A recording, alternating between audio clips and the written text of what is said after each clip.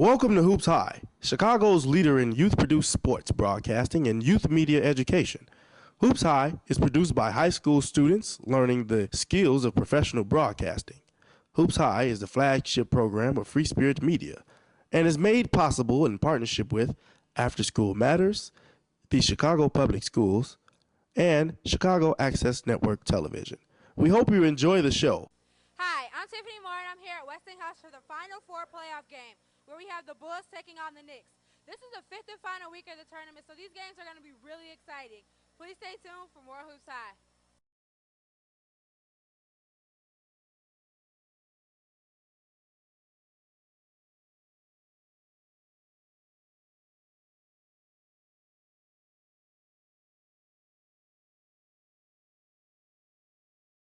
Yes, ladies and gentlemen, I'm Michael Ingram. And I'm Covante Sneed. And we're here at Westinghouse for the first Young Hoops High Free Throw Classic playoff game, where we have the Bulls taking on the Knicks. This is going to be a very exciting game. I think that both teams have speed and both teams has athleticism. I was talking to the coach from the Knicks, and he was like, they don't have a guard, so they just run two guards. I mean, they don't have a center, so they just run two guards and three forwards. So this is going to be a pretty good game, considering that North Lawndale does the same thing. Daryl Nullum, the big guy, number 10, who made Hoops High history with 6 blocks. He's actually a 4. He doesn't really play a center, so he's pretty good. So, Q, what do you think is going to be some players to watch out? Who do you think is going to be some players to watch out for? Well, you know, as you said, for the Bulls, you got Daryl Miller. You got DeMontre, number 4. You know, you got twins, Jason and Justin, you know. The one that just came back, Biggie, he be coming off the bench. You know, got a look good burner. You feel me? He gonna come in, knock down a couple of threes. You feel me? Then Malik Madlock for the Knicks. You know, always come up and show and do his part and try to help his team win. Yeah, in the center, jumping for ball is number 10 Daryl Nullum and Malik Madlock. Both of the guys actually made it to the All-Star game, Hoops High All-Star game. DeMontre Enos with the ball. Number 1 pushing the ball up the court. He stopped. He's double teamed by DeMontre Enos and Trayshawn Carr. He's trapped. And 5 seconds. Bulls ball. As turnover already. Justin Johnson with the ball. Justin Johnson pushing the ball up the court. He passes it to Wendell. Wendell is looking for someone to pass to. He passes it to Daryl Nullum. Daryl gives it back to Wendell. Trayshawn Carr with the ball. He gives back to Wendell. Wendell passes Trayshawn. Trayshawn with the pump fake. Trayshawn with the hesitation. Justin Johnson on the drive. Justin with the floater, and it's no good. Rebounded by Malik Madlock. Number 7, Stephon Stewart with the ball. He gives it to number 1, Frank Taylor. Frank with the ball, guarded by DeMontre Enos. Xavier with the ball. Xavier is batted away by DeMontre. Malik Madlock with the ball. Malik is stuck. Malik on the drive, and he's fouled. Although he just called for a travel. That was a great try though, trying to help his team out. Timeout already by the head coach, Louis Thorpe, who's been there since the beginning. He's actually North Lawndale's first basketball coach and only basketball coach. True. Only head basketball coach, I'm sorry, let me change that. Yes, it's very intense already. As you see, the Bulls are trapping the Knicks, making it difficult for them. As you saw, Malik with travel right there. So it's very intense on both behalves. And it was already a turnover, So I'm feeling it already. You feel me? The intensity is there. Playoff atmosphere. Yeah. Trayshawn Carr gives the ball to Justin. Justin with the ball. Justin is calling the play. Justin gives to Wendell. Wendell gives back to Justin. Justin gives it to Trayshawn. Trayshawn gives it to Justin. Justin gives it back to Trayshawn. Trayshawn with the pump fake. Trayshawn gives it to Justin. Justin gives it to DeMontre. A pretty good, sharp three-point shooter. Daryl with the ball. Daryl with the layup, and it's good. Daryl Nullum with the first 2 points of the semifinals. Number 2, Fred Richardson with the ball. Number 8, and he's fouled by number 2, Trayshawn Carr. Number 8, Jackie Whitten is fouled. Jackie Whitten to the line for his first 2 free throws. Daryl almost had him another block that time. Yeah. Trying to get his started already. Yeah. Block pie. Jackie misses his first free throw. I think free throw is going to be a crucial part. I think if they could just knock down their free throws, they'll have a good chance of winning. Yeah, most definitely. Both teams, that is, too. Wendell with the ball, and he's throwing. And he tries to pass Trayshawn Carr, but it's bad out of bounds. But Fred Richardson. Near turnover. That wasn't a smart pass. Justin Johnson with the ball. He's calling a play. He gives it to Trayshawn. Trayshawn gives it back to Justin. Justin gives it to DeMontre. Daryl was calling Daryl in the post. Daryl with the ball. Daryl gets it back to DeMontre. DeMontre gives it to Justin. Justin gives it to Trayshawn. Trayshawn for three. It is good. Yes, great ball movement. Great ball movement. There's a little difficulties right now. Jimmy is saying something is going on with the player. We're not for sure what's going on right now, but it's something.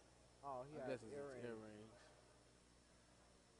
He should have knew better to take his earrings out, He man. should have You put know a that. Band-Aid on or something. You know you can't play with your earrings on, man. I think that's a technical foul or a warning.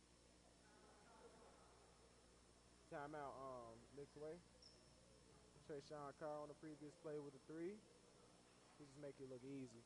Yeah, that was great ball movement by the Bulls. Yes. Everybody touched the ball, and you see him. They moved it around. It's a team effort.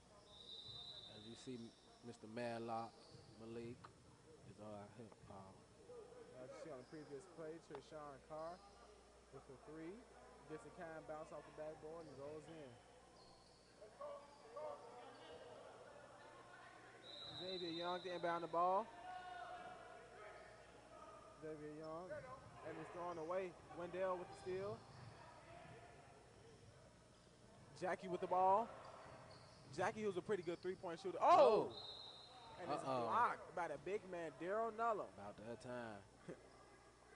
First one of the game. Yes, in this playoff so far, Daryl has at least 15 blocks in the whole playoffs and in the regular season also. Number one, Stephon Jackson with the ball. It's stolen by DeMontre Enos. DeMontre Enos throws it away. Trayshawn Carr.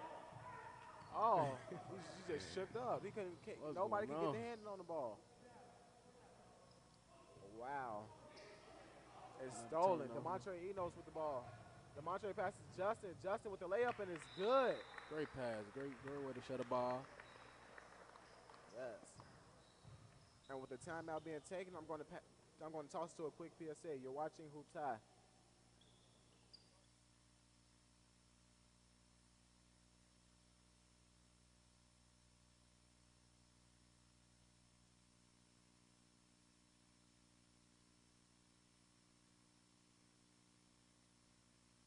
I used to have everything. My kids got taken from me. I had a family. It started with a single hit. All of this because of drug addiction. When you're on drugs, you lose everything. Get help before it's too late. Hi, I'm Steve Smith, and you're watching HoopsHIGH.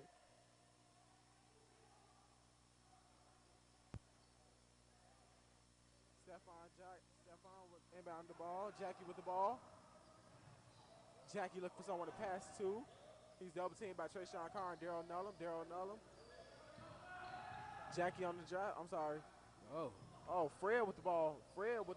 And it's blocked by DeMontre Enos. Trayshawn Carr with the ball. He gets to Wendell. Wendell on the drive. Gets to DeMontre. DeMontre for the layup, and it's good. True.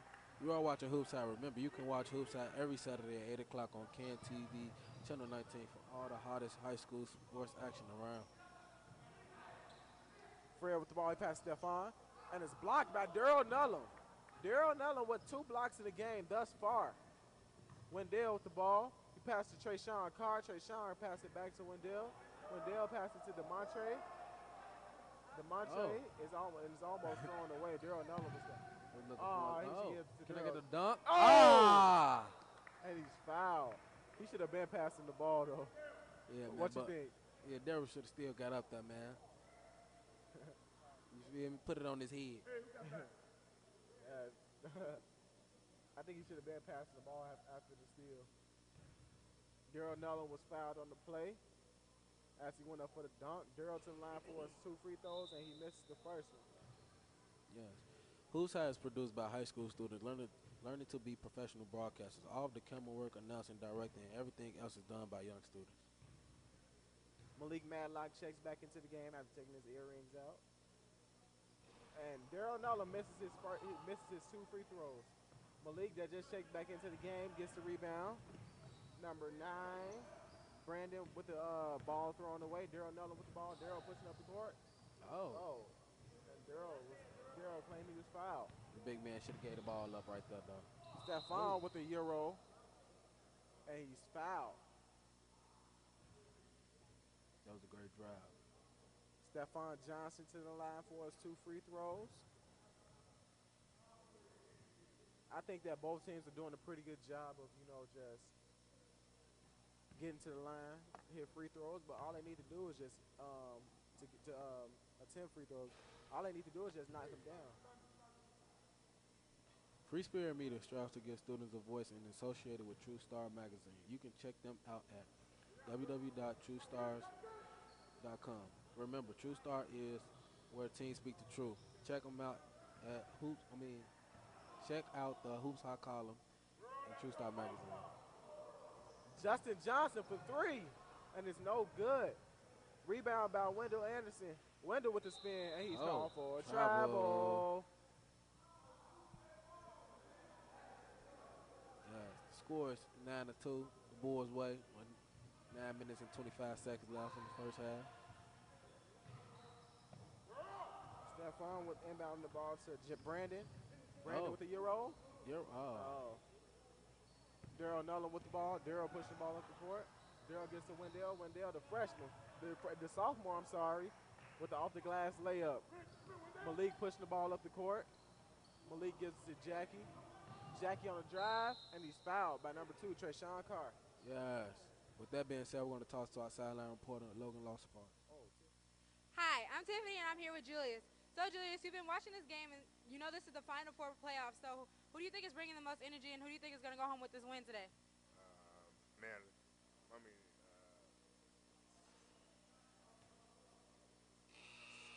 Left Landale. All right, so I know you play basketball yourself. So, have you ever been in one of these tournaments like this, or have you ever had to play something that you really wanted? I played AU. I played in Harvey, but I played AU too, summer league. So how do you feel like AAU and summer leagues prepare players for their real season games or anything like that? Both, because it's hard during the season, but like the summer league it's kind of easy too. Cause my son he gonna be doing this when he get older. Okay, thank you so much for your time. Now back to the announcers. Thanks, Tiffany, for that great sideline report. Subbing into the game is a whole new 5. You got number 9, Marquise Smith. You got Landon White, Marquise Jefferson, Jason Johnson, and Timothy Gowdy. Jason on the drive. The layup is no good. Jason with his own rebound, and it's no good. Jason with another rebound. Jason, who actually is a guard/4, he can actually step out and shoot threes. Number 7, Stephon Stewart with the layup. Marquise Jefferson, he's a pretty good point guard. He lacks in shooting, but he can actually drive to the basket.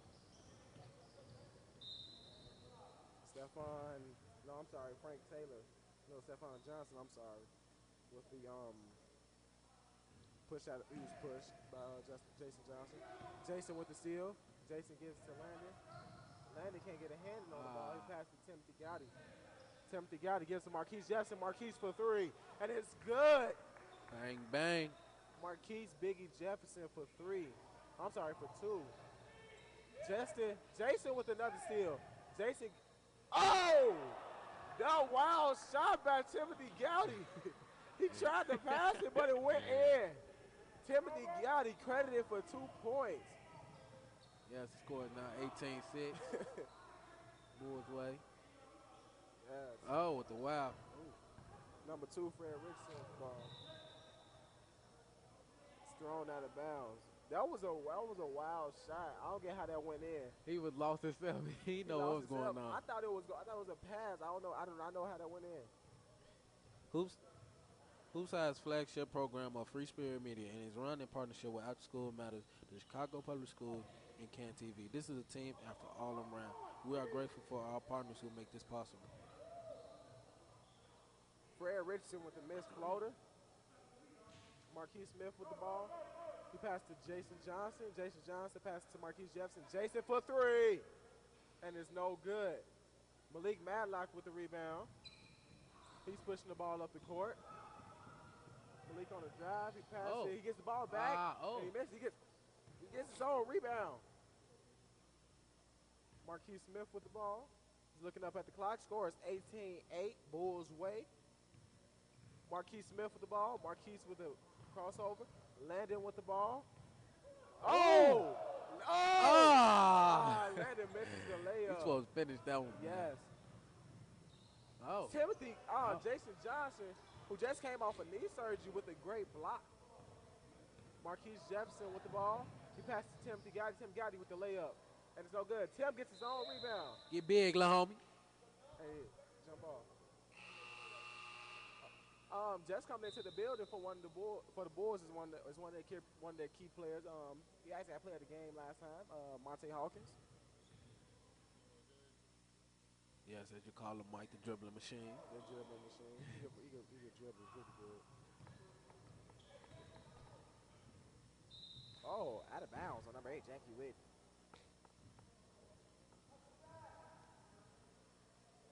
Marquise Jefferson with the ball. Marquise walking the ball up the court. He gives it to Marquise Jefferson. Marquise Jefferson stop, pop three, and it's good. Bang, bang. Marquise Jefferson. 2 threes. He actually had knee surgery himself, too. Keep up with the game action in Hoops High crew with Twitter. Just search Hoops High FSM and follow us. Yes, and keep up with me, Michael Ingram, at solo_kid80. You can follow Q at One Trey Crazy. Landon White with the ball. Landon with the ball. Landon inbounding it. Landon on the drive. Landon with the floater, and he's contacted, but no foul. Malik Madlock with the ball, and he's fouled by Landon White. Scores 21-8. 3 minutes and 26 seconds left in the first half. Bulls way. It looks like Monte Hawkins isn't going to play because he don't. Ball is stolen by Marquise Jefferson. Is he going to pass it? Oh, nice behind the back pass. Landon couldn't finish. Oh, he hit that floor pretty hard. Marquise Jefferson on the drive, and it's good. Yes, with the great pump fake to get the man in the air. Yes, Marquise with 8 points it is. He look like James Harden out there. You feel me? Coming off the bench. He got 8 already. A leading scorer for the Bulls. Shooting threes. Left hand and everything. All he needs is number 13 with a little big. One Trey. Marquise actually just got subbed. For what reason? I don't know. Trayshawn Carr, he's a pretty good three-point shooter. He's coming in. Jason Johnson, who's doing a pretty good job of coming off the bench. Having good D, getting rebounds. Ball is batted out of bounds by Jason Johnson again.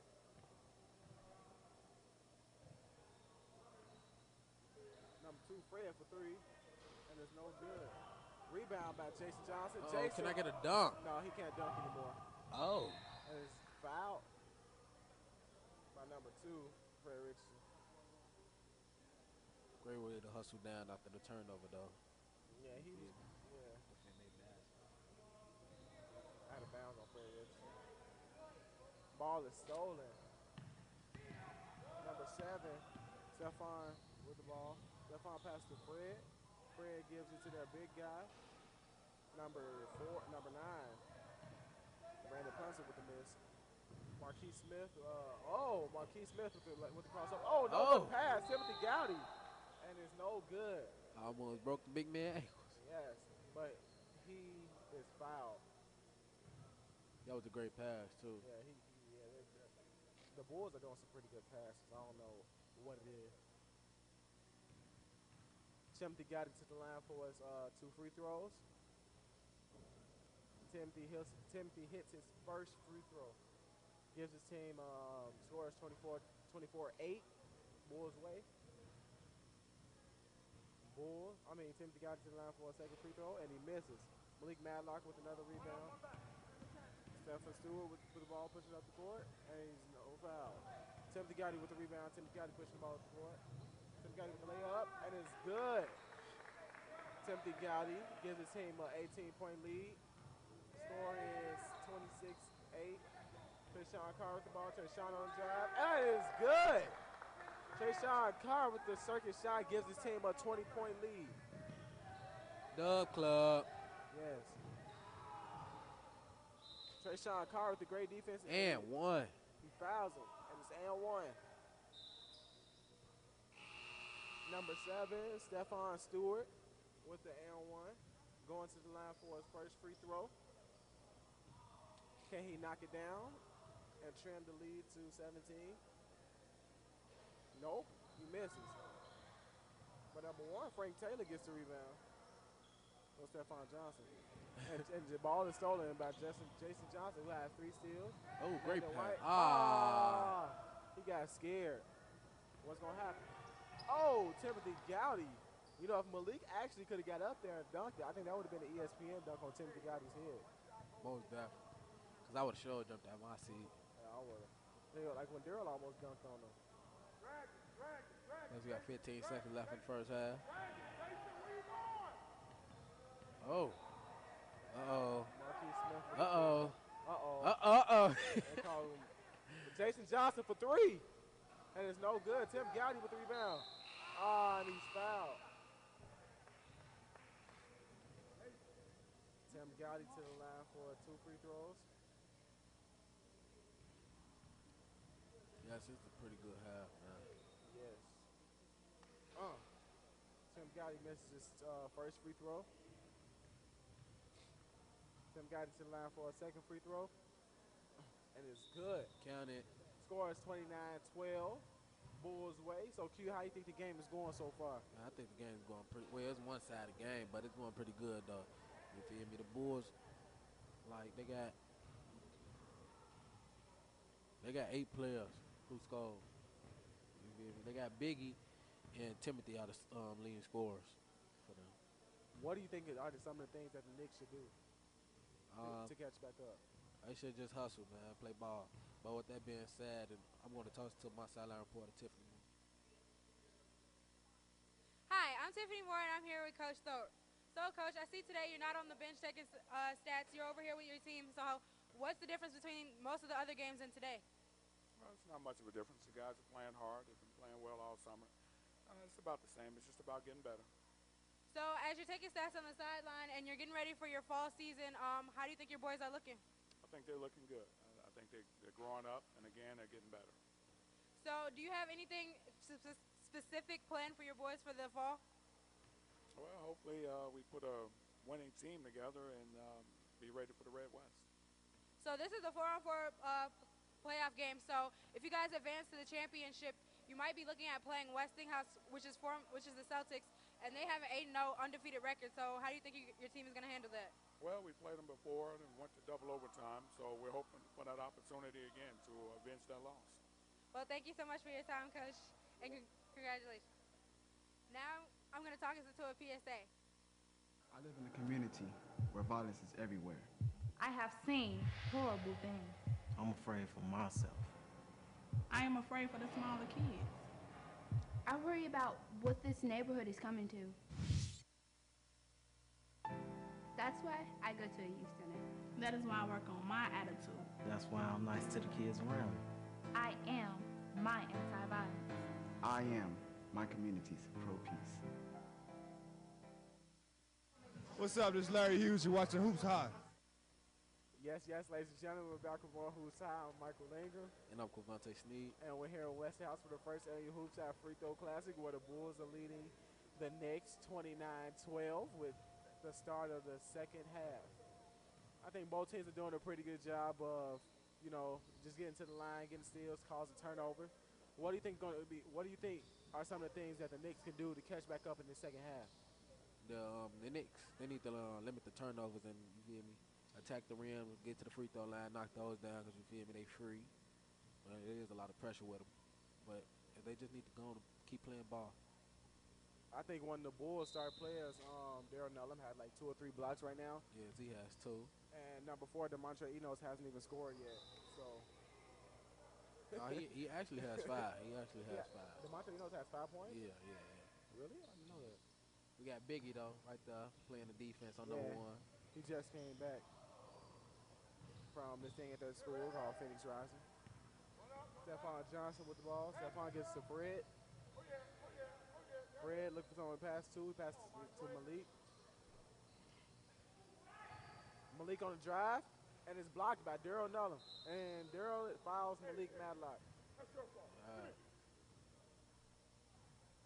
Looked a little out of control, but he still got his foul.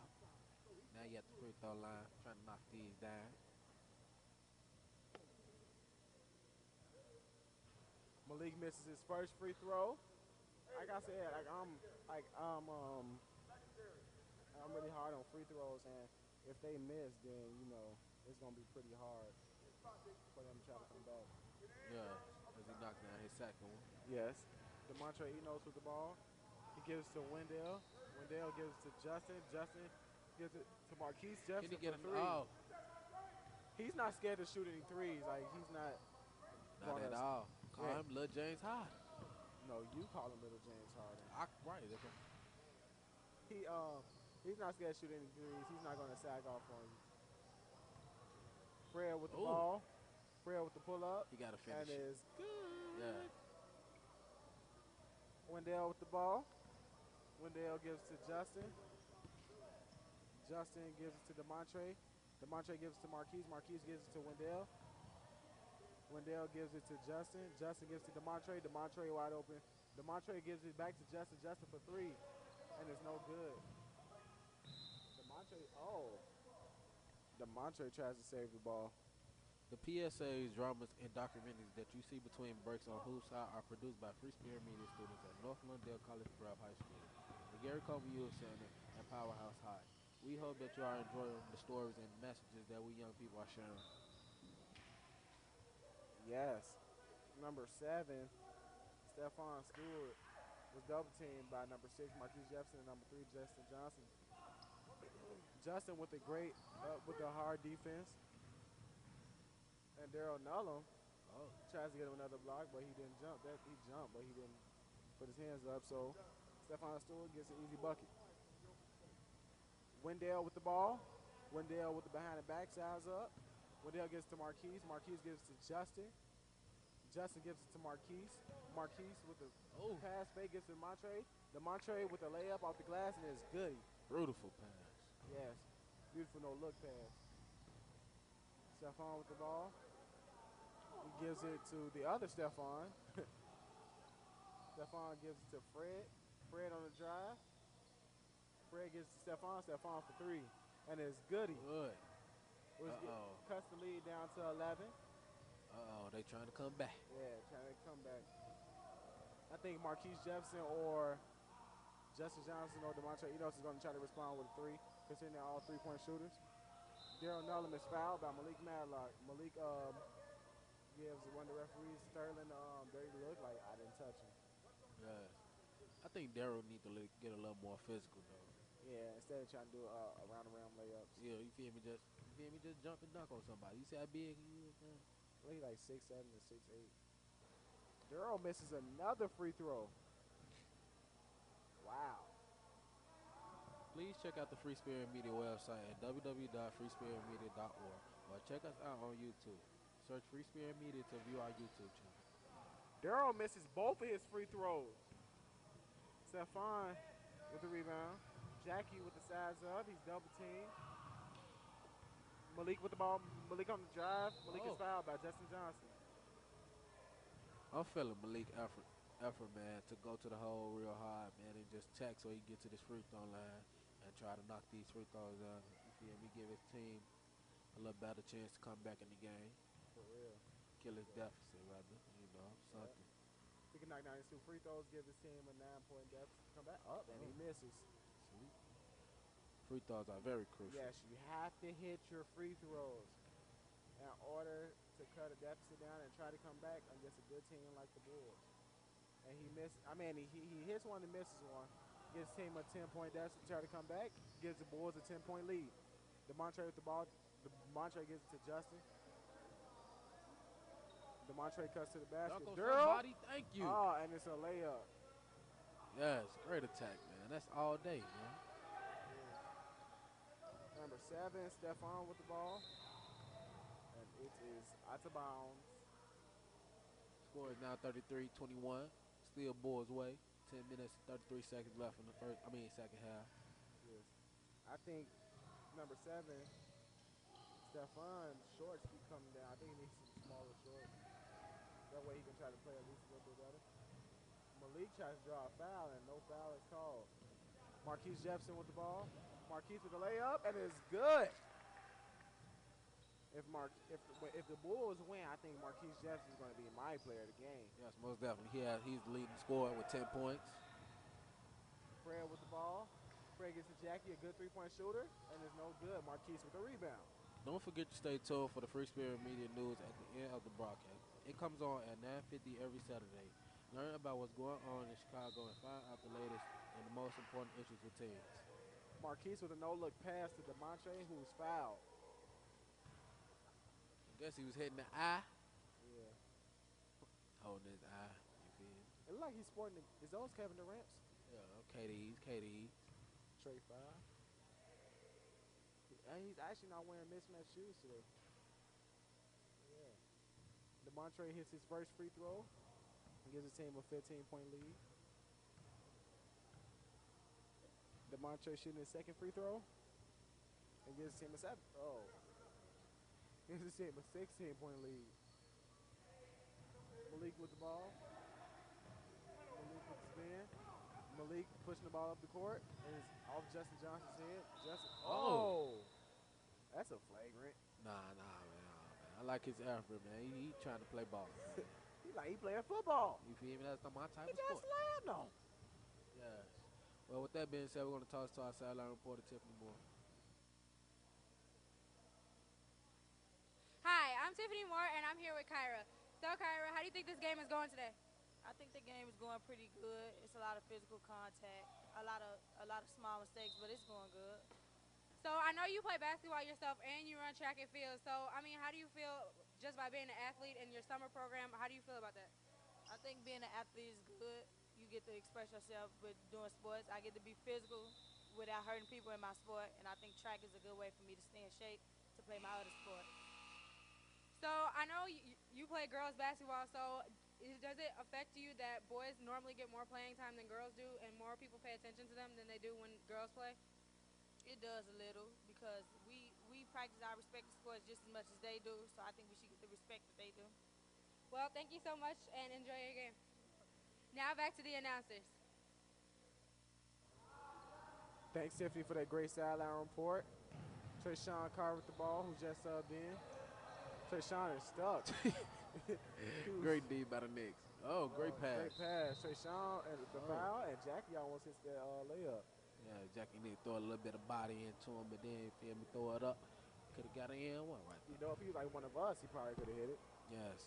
As Daryl, who's limping now here, man.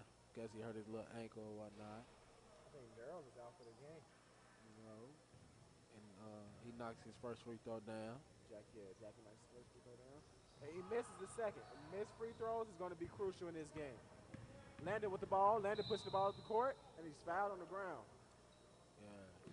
With that free throw made by Jackie to score 37-22. Still Bulls way. Knicks out here trying to come with a little comeback. Yes. The referee, Jimmy. Oh. And it's stolen. Great steal. He playing football. Little safety. Yeah, like me.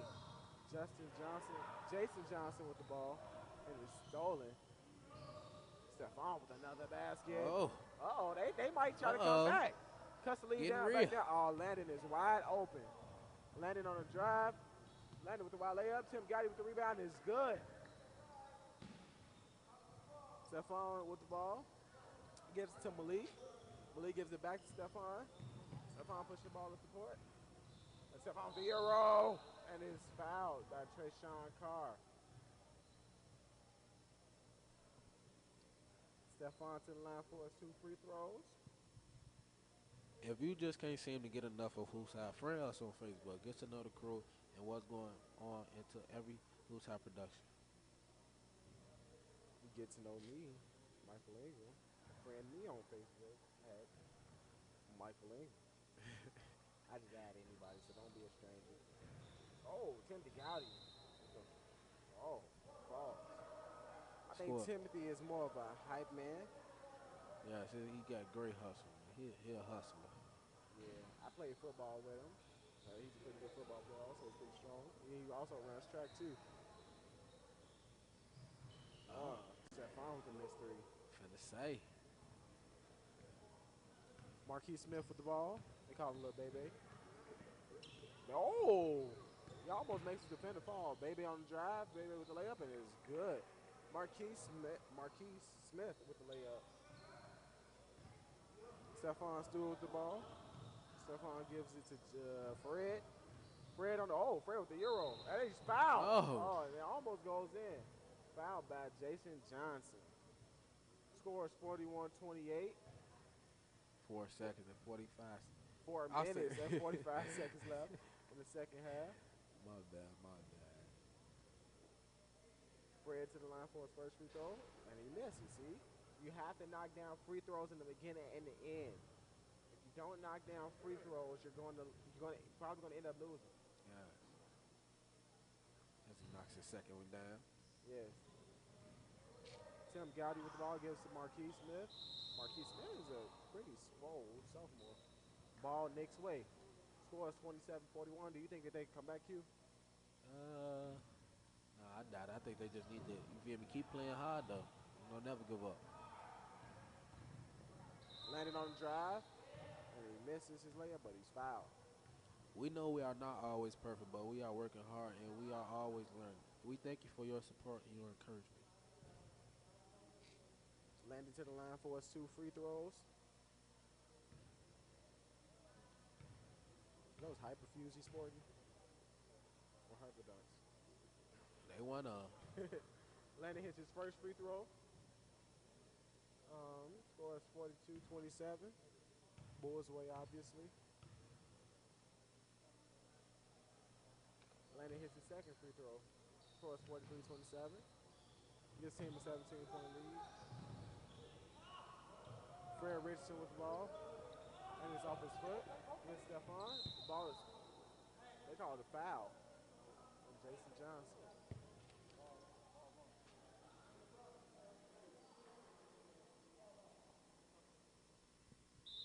As the Knicks coach called a timeout, see both teams walking back to their bench. Respectively. No arguing. No small talking. How do you think the game is going so far? I think the game pretty good, man. The Bulls came out, they doing their thing. Well, they doing their thing, rather the game still not over. We got 3 minutes and 3 seconds left. But, I think I just want to see the Knicks continue to play high, playoffs. Never go out with your head down. Yeah, I respect both teams. I respect the Knicks for coming out and fighting, just not giving up like most teams probably would have done. Just coming out, just having fun, being active in a HoopsHIGH free throw classes first annual. So yeah, everybody in here made history in some type of way. Landon with the rebound. Landon gives it to Timothy Gowdy. Timothy Gowdy with the spin. Timothy Gowdy on the drive. Oh, kicks out to Jason. And Jason is out of bounds. Stephon to inbound the ball for the Knicks. Stephon gives it to Fred. Fred looking for a pass. Oh, he probably got wide open. The other Stephon with the basket. Trayshawn Carr with the ball. Trayshawn gives it to Jason.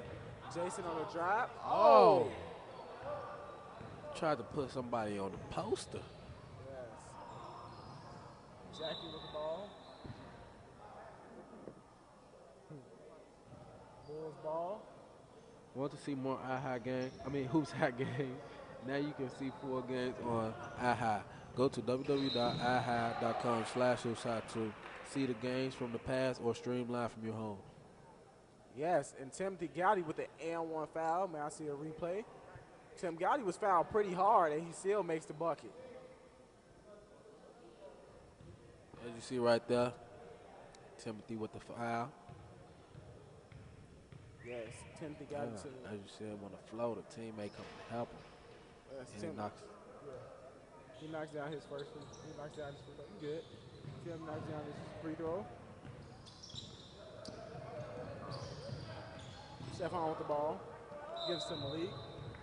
He's called for a backcourt.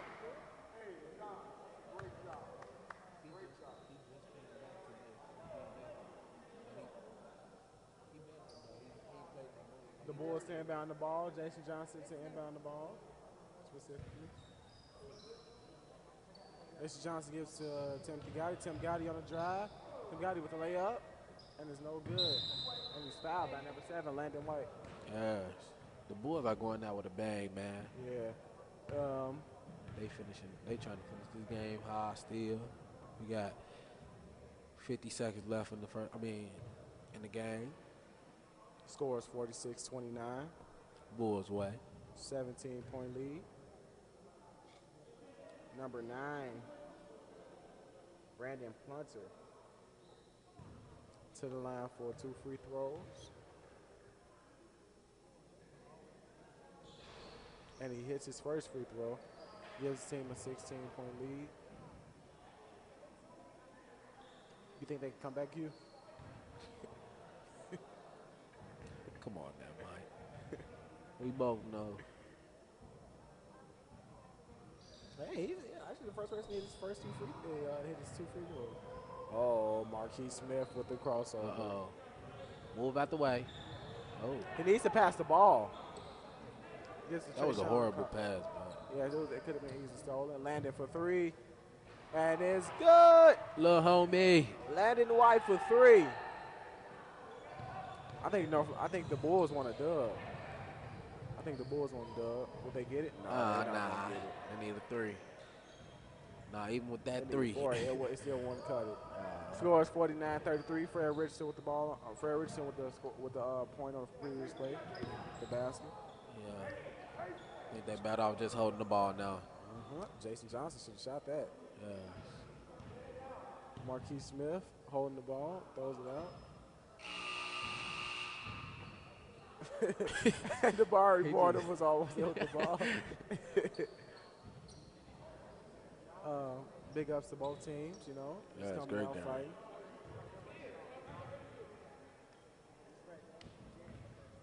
Both teams had a pretty good game.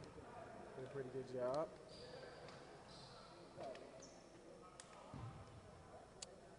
So what did you like about the game, Q? I liked the whole game, man. I liked both teams' effort, man. The Knicks should have showed a little more effort, but as far as the Bulls go, they played terrific defense. They made them turn the ball over. They did their thing. The whole team contributed, and everybody had fun when they was playing, man. Yes, indeed. Darryl had 3 blocks. Yes. With that being said, we're going to toss to our sideline reporter Tiffany Moore with the MVP. Hi, I'm Tiffany, and I'm here at the play of the game, Marquise. So, Marquise, I know you have a knee injury, and today was your first real day re-entering the game. So, how do you feel helping your team out today? I feel good, man. It's my first game back. I helped my team win, so that's basically I feel happy to be playing again since I played my sophomore year.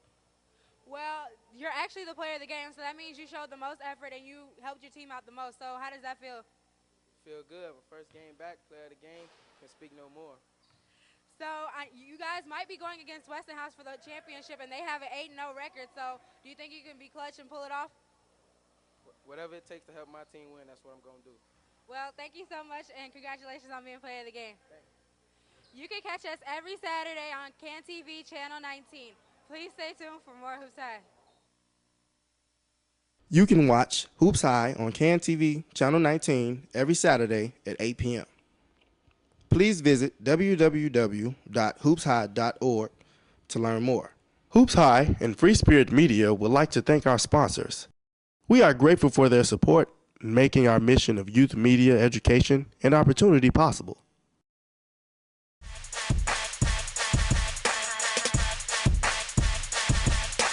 Hoops High is family, communication. Enjoy it. Hoops High is astounding, creativity, commitment. Hoops High is exciting, meaningful.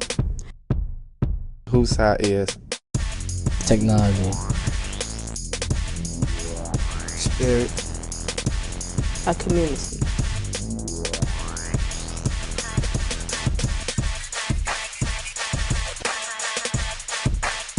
Hoops High is home, love,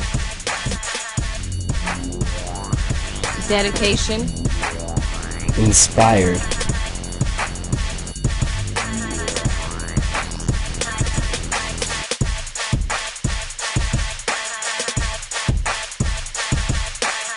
Hoops High.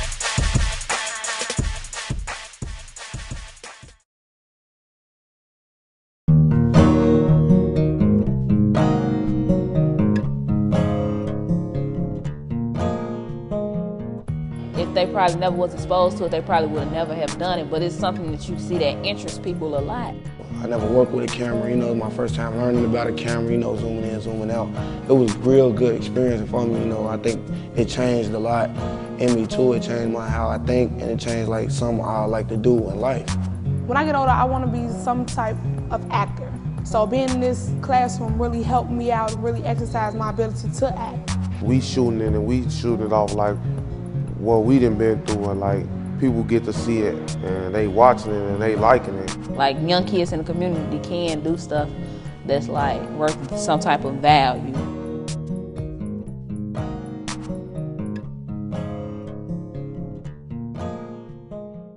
Meet Jaden, a 16-year-old from Chicago. He likes reading, playing basketball, and daydreaming. As one of 75 million youth in America, he is the future of our country. But today, Jaden's future is uncertain. A new economy is evolving as Jaden tries to find his way in a school system where more than 42% of students drop out and even more fall behind. For Jaden and others like him, the future looks grim. But there is hope. Youth media programs connect with kids like Jaden, moving them from discouragement toward opportunity through the power of communication. Jaden learns about journalism, technology, and culture. He spends his time engaged at school, in youth centers, and at libraries. He discovers how to observe the world around him and share his own stories. He becomes one of more than 10,000 teens involved in the Chicago Youth Voices Network, a collection of innovative programs that come together with a bold vision to reach more people like Jaden, to transform education, and to shape the health of our city. Together, the network gives vision to the journalists, artists, engineers, and leaders of our future. One story, poem, film, blog post, one youth at a time.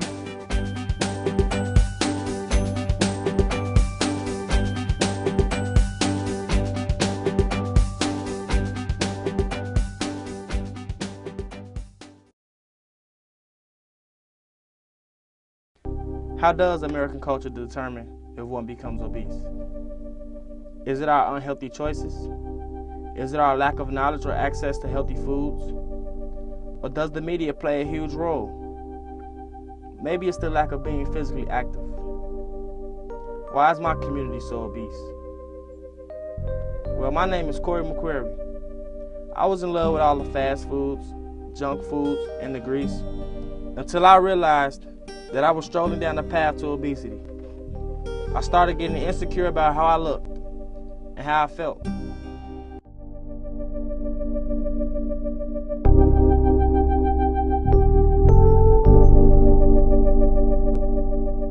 struggle? Unhealthy decisions. Fat. A lot of food, People big, man. Epidemic in the United States.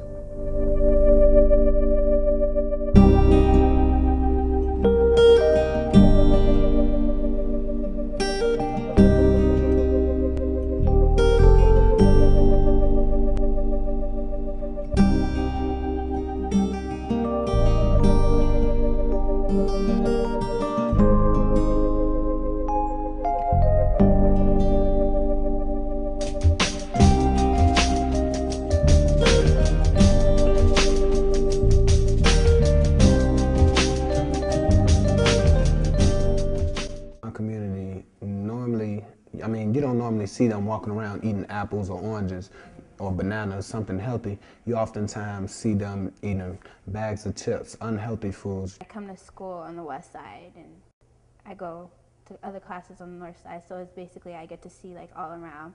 And from what I've been seeing is that everybody's having the issue, and like when I come here, it's not even 8 o'clock and I see kids eating hot chips. It's not 8 o'clock yet. Why are you eating hot chips, Or they would eat extremely sweet things in the morning.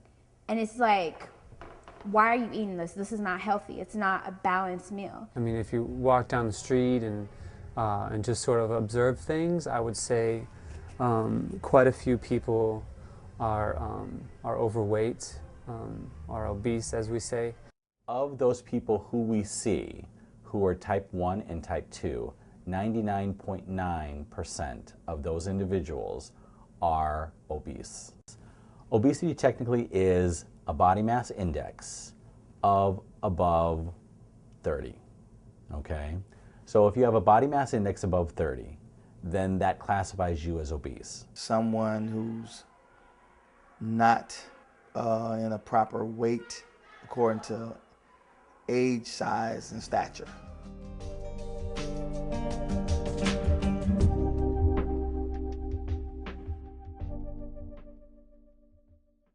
My grandmother, she struggled with it, and my aunt, she's currently struggling with it.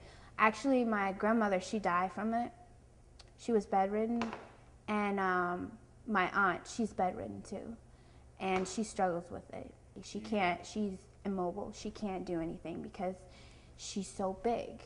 Many people who have a chronic disease like obesity or diabetes suffer from depression.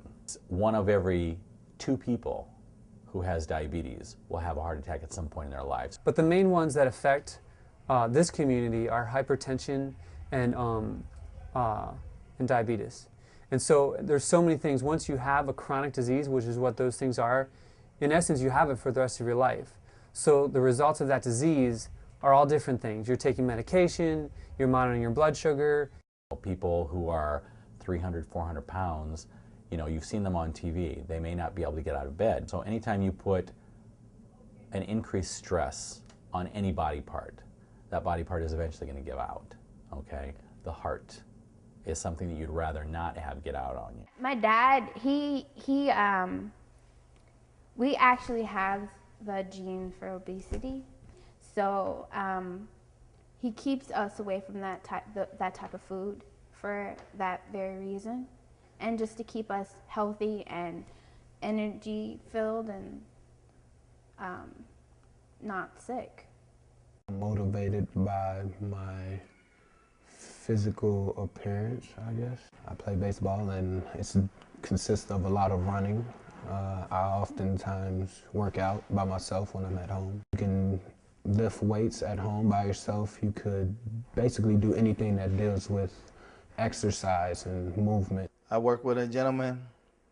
He was plus 364 pounds.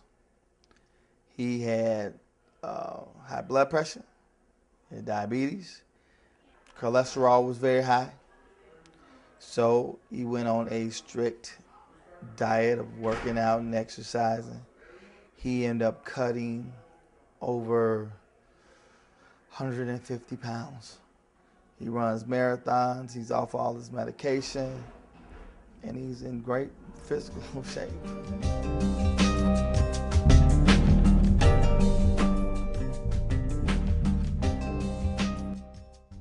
we get people more active, the community is going to be safer, it's going to be healthier.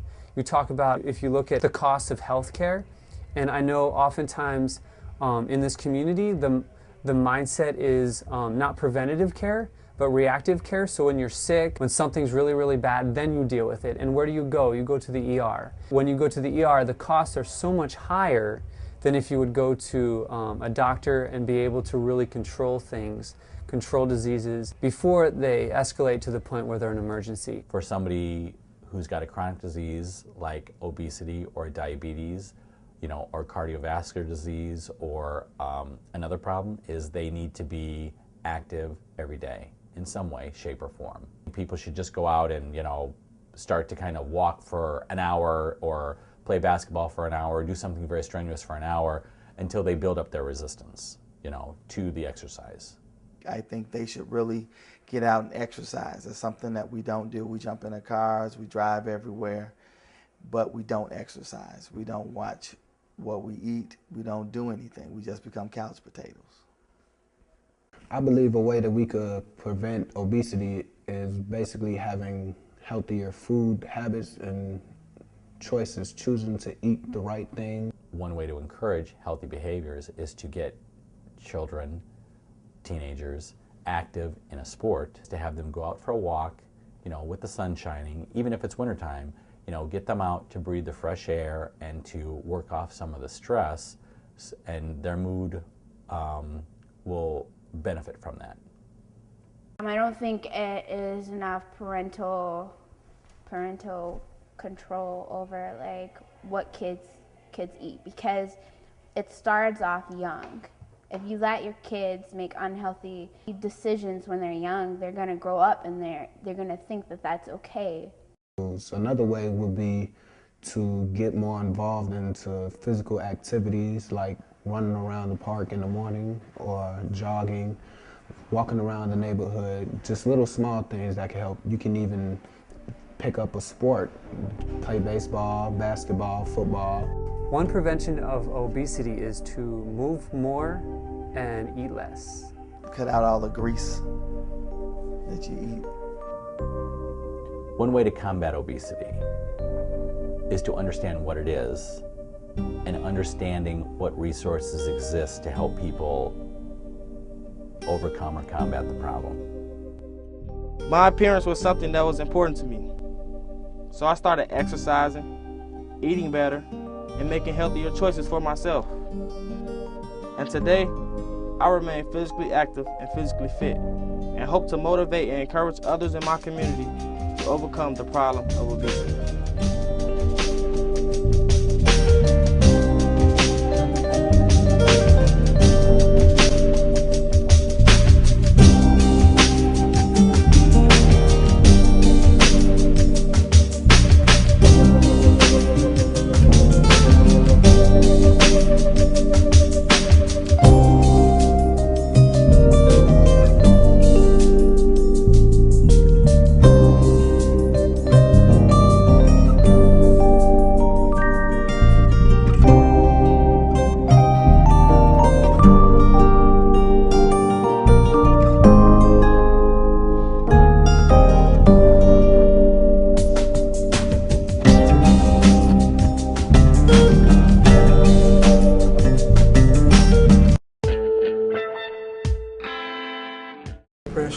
When I was younger, there was a group of guys that I was hanging with, and they said that if I wanted to hang with them, I had to do what they did. So later that night, we went to this housing complex, and it was a car with dogs in it. They were, I believe, German Shepherds. It was a mama and 5 puppies.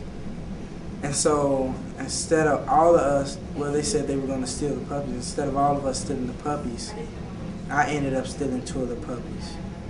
And it ended up coming back on me, and I was on punishment for about a month. I haven't been a victim of peer pressure, and the people who have been a victim of peer pressure, they should tell their dope. We are not victims of peer pressure.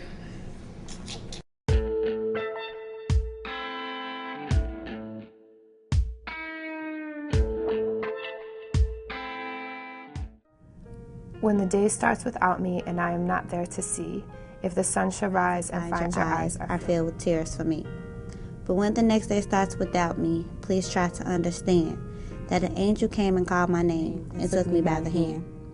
So when the next day starts without me, please don't think we're apart.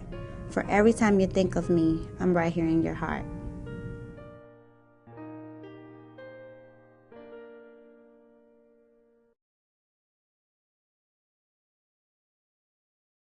Mummification, a form of bodily preservation used by ancient Egyptians, preceded modern embalming techniques.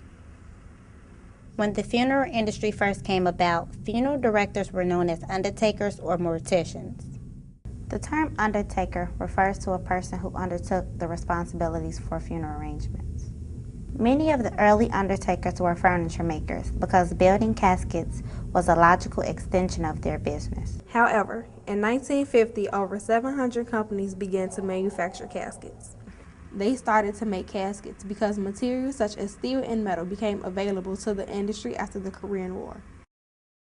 I'm talking about the GIs who returned to home after the war. And then, of course, the GI Bill, which was a promise for the returning soldiers to get access to an education, and many went into the field of funeral directing. In the United States, the funeral service industry is relatively new. Until the 20th century, funerals in the United States were organized by family and neighbors and held at home. People were often buried on family property. As communities became larger and more established, common cemeteries began to be used. Funeral homes were later established to relieve the family of the logistical problems presented by a death. I know you're probably wondering, why is this 18-year-old girl doing her documentary about the funeral industry and death? I've been wanting to become a funeral director ever since I was 13 years of age. I had a cousin who passed away, and when I went to the funeral to review the final remains, the person that I knew wasn't there. It was like a monster or someone that I didn't know appeared laying in the casket before me.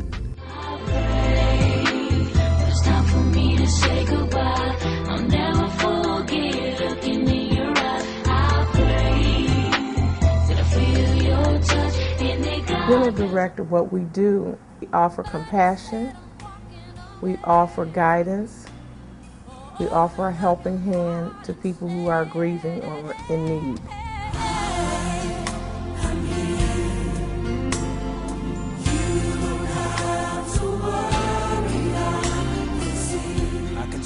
Embalming is to be able to stop any further decomposition. You would have to, take the organs out and treat them with a cavity fluid, and it's a very, very strong preservative. There are health risks to being in a room where you're working with chemicals like that.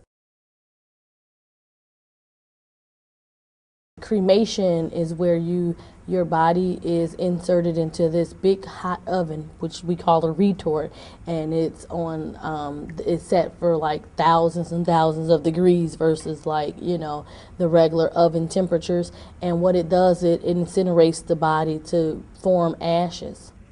The popularity of cremation has reduced the need for both embalming and traditional burial.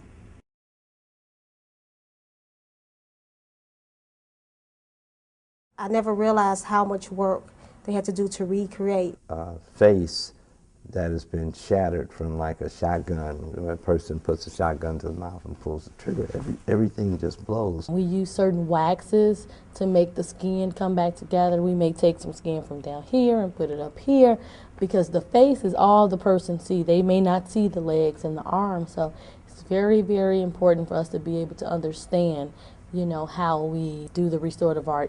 When you become an embalmer, you actually become a cosmetician as well. You become a beautician, you become a counselor, you become a plastic surgeon. The question that many people may ask is, why does it cost so much to die? Average cost is about $7,000 to $10,000. It's a reason why funeral services may cost $7,000 or $10,000. Basically, it's dependent on the different types of casket selections that you may choose. Depends on the burial site as well. Burial is in a cemetery, and cemeterians or those who own cemeteries have the right to charge what they want for their particular service or piece of land. So $7,000 does not just go in the pocket of the funeral home. You have to pay your personnel. You have to pay for your insurances. You have to pay for your light, gas, telephone, and water bills. The different insurances on the cars, the building. We have to get BMI ASCAP licensing every year in order to play copywritten music.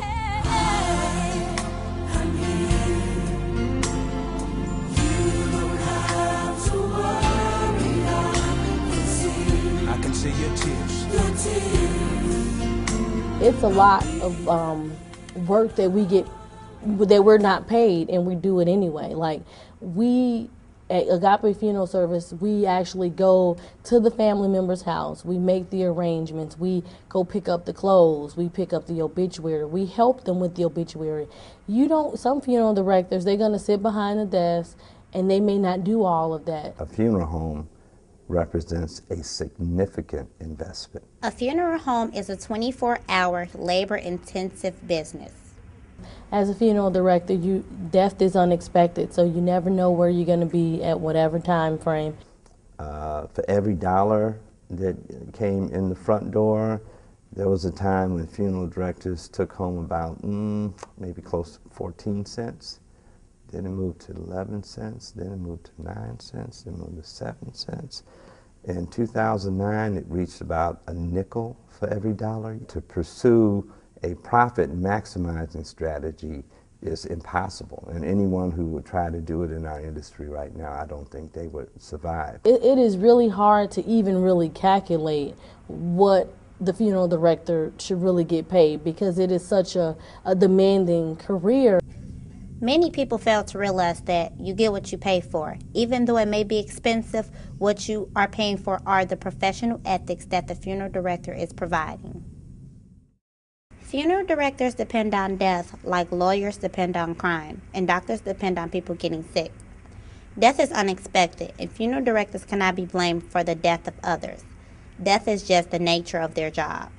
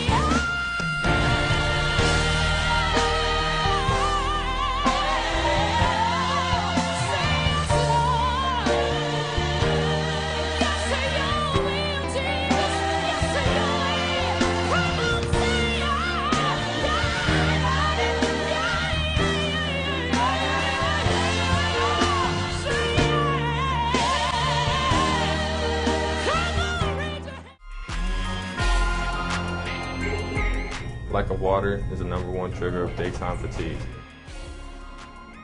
When you take a step, you're using up to 200 muscles. It doesn't matter if you're an athlete or not. Take every advantage. If you train hard, you'll not only be hard, you'll be hard to beat.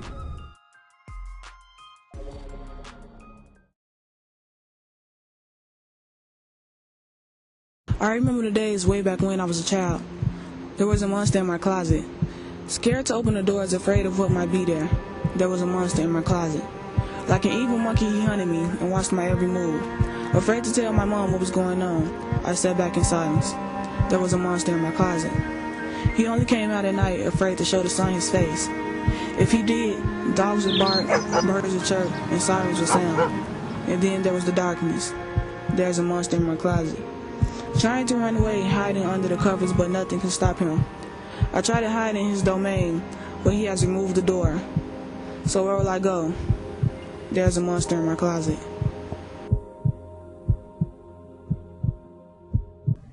Sexual abuse is a major concern in America. This issue is affecting families across the nation.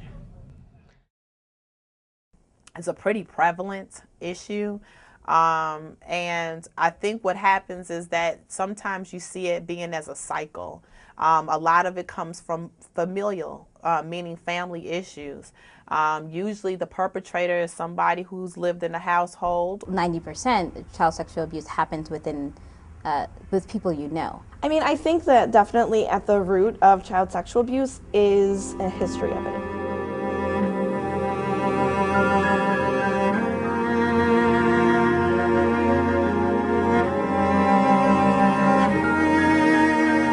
I think in a lot of different abuse, I see such a pattern of, well, this happened to me. You grow up, and even though you thought it was wrong as a child, it still is so ingrained in you. So I think definitely part of it is realizing that folks who are abused do need help. Because the effects of childhood sexual abuse can be so hurtful, it is critically important that we try to find ways to stop abuse from happening. When a child comes in, they may be acting up, they may be having difficulty in school, they may be withdrawing from family. There's maybe some suspicion that there's some stuff going on, but sometimes you don't know. And sometimes things that kids show in terms of reactions to sexual abuse looks like other things too. I mean, it could be other stuff going on in their life. I mean, it ranges because working with teens versus working with children are different where they are developmentally. So the manifestations of child abuse can look different. The sexual child abuse looks different. I didn't deal with my sexual trauma from childhood until I was an adult. But going to therapy and particularly working with therapists, psychologists who specialize in sexual trauma has been one of the most rewarding and most transformative experiences of my life. My sister told me that she was sexually assaulted. I was the first family member that she told. And so in response to that, I didn't really know how to help her, as so many people, when they hear somebody that they've loved has been sexually assaulted. And she told me that she was sexually assaulted twice. My senior year, I made this big performance about my sister's healing process, using my own photographs from that initial story, re-documenting her, and using music and art. And now me and my sister, we started a nonprofit together, and we've used that story, and we've gone to over 100 different colleges and universities, like talking about her healing process, but how to end sexual violence, which I think we often don't talk about, like the healing process. Sometimes we talk about the assault itself, but not how people have to put the pieces back together after something like that has happened. Children who have been sexually abused face too much pain to bear the emotions by themselves.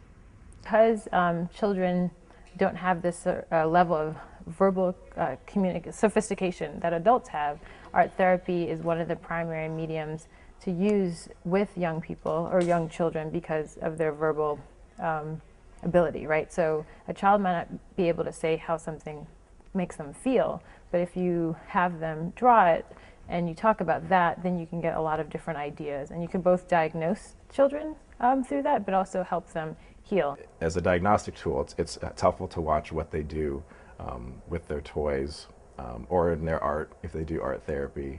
In terms of treatment, a lot of times I've used puppets, and kind of that's a safer way to kind of talk about things that are uncomfortable. Usually it goes unnoticed because usually the victim is scared to even share what has happened. What happens, especially in the school system, you pick up on behaviors, whether it's the child or the adolescent, that gives you kind of a clue that something has happened, that kind of opens up the doors to have further conversation about what may be triggering that child to have, to behave in such a way. If you're a young person and you haven't heard anyone else even mention that this is happening, you're probably feeling like you're the only person. So I think just getting awareness out, starting to talk about it, having a dialogue around these issues, and letting young people know this is not okay. If this is happening to you, you can come forward, you can talk about it. We just have to start having these honest talks about it, right? Like, we have to break those silences. We have to believe survivors once they tell their stories about being sexually assaulted. Schools and communities can build awareness for preventing child sexual abuse by talking about it and being able to have it not feel like it's something that is shameful, creating space for kids to go, whether it's groups, and not just that for survivors, I mean even just groups for kids who want to go and talk about something happening in their home. Childhood sexual abuse isn't a topic that is often discussed, especially with children. In order to prevent childhood sexual abuse, children should be more aware and more knowledgeable about this topic. I do think people's religious practices or their spirituality, however they choose to define it, can help them. I think friends and family can be a really important resource, and especially if the people believe them and are trusting and help them through their healing process. I think your community, however you describe it, but oftentimes friends and family are the ones that can, and your therapist and your spiritual counselor can help you get through the trauma and somehow get through that process and come out on the other side and be someone that we call a survivor.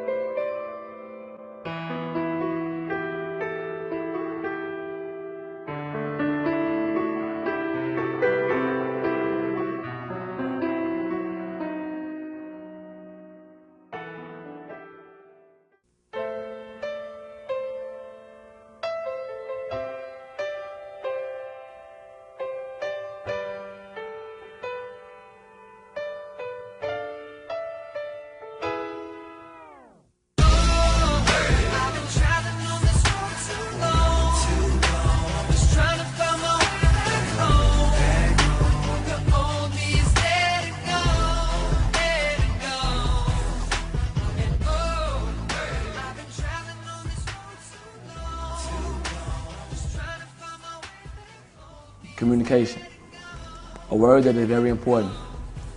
Dealing with any type of relationship, the communication is the key to success. Parents, sit down and have a talk with the children. It will make a big difference.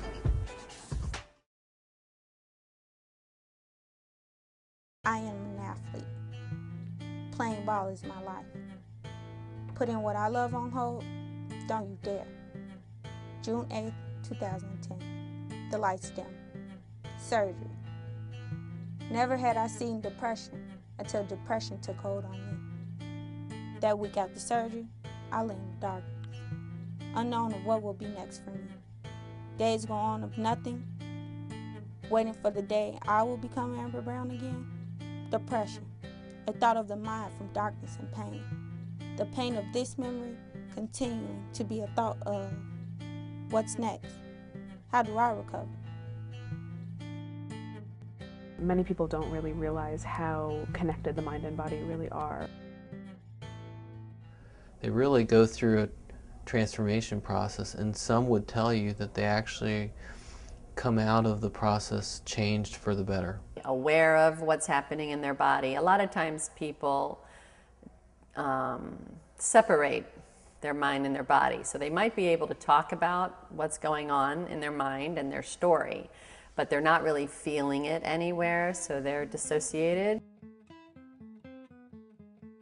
A expressing it, but they're not really healing. I think depression can really sort of happen at any age. Much rarer for very young children to get a major depression, although it does happen. It's very common that the onset is around puberty.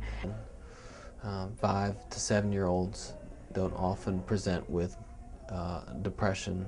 And then sort of peaks again, especially for women in their early 20s. People enter their adolescent and early adult years is when you usually see the first episodes of depression. It is that way because we look at a sort of set of symptoms that diagnose depression, and what that frequently means is that we miss other symptoms that might be indicative of depression. And for many people, it's a recurrent problem. It happens over, you have different episodes.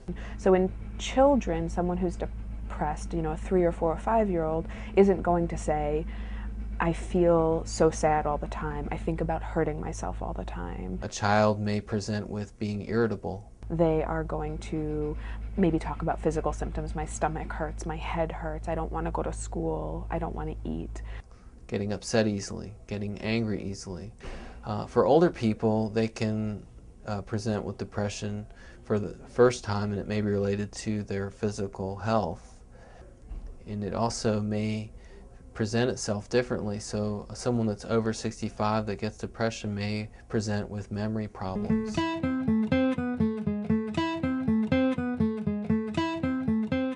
If we really think about what the word depression means, it's depressing behavior, depressing action. So both your body, in terms of your action, how you act, what you do is depressed, you do less of it. Your memories and experiences are affecting how you feel about things. But also in your mind, there's very frequently a chemical imbalance that allows for that sense of sadness and being down. What happens is someone develops changes in mood where they feel sad, and changes in thoughts where they feel hopeless and think about death a lot, and then physical changes where they have lower energy levels. And these can become very difficult to change without some kind of treatment where you would get psychotherapy or medications or both to help. When I was about 9 years old, I found out that I was adopted. Worst thing ever to find out at this point in my life, which I really wasn't supposed to find out until I was about 18, which have been this year. Well, it was unintentional, it was unplanned, it was just spasmodic. As I can recall, it was the summer. I was in about 3rd grade, and it was just a loud conversation, screaming back and forth. And on my way home from my aunt's house, who I initially thought was my older cousin, was my older brother, and he said, us, as in him and the rest of who I thought were my cousins, we're your brothers and sisters. Who you call auntie is your mom. If we identify depression as a set of symptoms, we can sort of say, this is how somebody is feeling. But that set of symptoms can be triggered, can be brought on by remembering something, viewing something. Perhaps something that is reminiscent of the trauma can bring on more of those depressive feelings. So I didn't respond. I didn't know what to say. And then when I got home, the people who I knew as mother and father, they waited.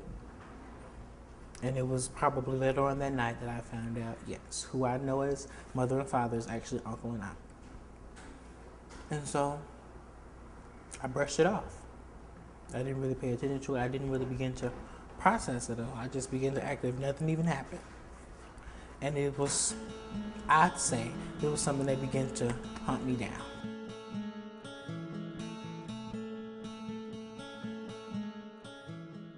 What we call affective conditions, or things like depression, are maintained through what we call avoidance, a systematic avoidance that a person develops. And it usually is about avoiding something negative, and it may be memories, like you're saying, hurtful memories. I was a lot of things. I became depressed, I was angry, I felt unwanted, I felt illegitimate. It looks like a significant change in eating habits. Either have you gained a lot of weight or lost a lot of weight because you're either uninterested. It looks like, very frequently, it looks like a desire to sleep all the time and to withdraw. Even be aspects of yourself you don't want to see. Some people won't look in the mirror because they don't want to see, you know, a certain blemish or a certain aspect of how they look. So that pattern of avoidance really reinforces a lot of the things that keep these conditions going. I acted out in school because of the fact that I was angry, because of the fact that I was at that place in depression that I did not want to be bothered.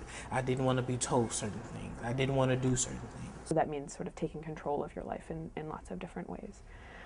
But because very frequently, as I said, depression and trauma are frequently linked, it's really important to sort of identify maybe some of those roots of what's really going on, what's creating that depression. In this school, Crown Community Fine Arts Academy, that I would like to call it now the renaissance of my life. This is when Delvin Barber really became who he was supposed to be.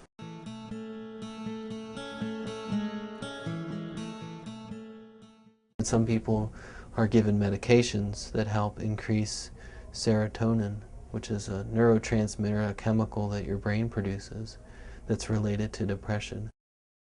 Another group are given cognitive behavioral therapy, which is a certain type of psychotherapy or talk therapy where they learn how to deal with negative thinking and change their behaviors related to depression.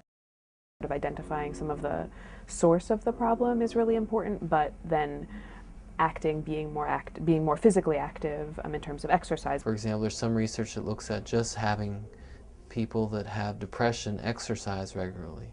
A certain percentage of those people get better. Their depression resolves just with exercise alone. We sort of help identify some of the, concerns, the overarching themes, and really what is making people feel not so good. And then some need a combination of those in order to get better. So in some ways it's related to what someone prefers. The physical body and the emotional mind are connected, and if you work with both of them, you're going to have better results. The memory remains. Shorts, jersey, socks, shoes, torn ACL. The vertical cut of a reconstructed knee. The drill hole on the right side of my knee. It's starting all over again. A tear, tears of hope, pain, relief, confusion. I won't give up on my dream. I won't let this thought of darkness and pain ever stop me. My body, my mind, my new me, connected. No more of a dissociated life. I am a whole person. A body, a mind, a dream.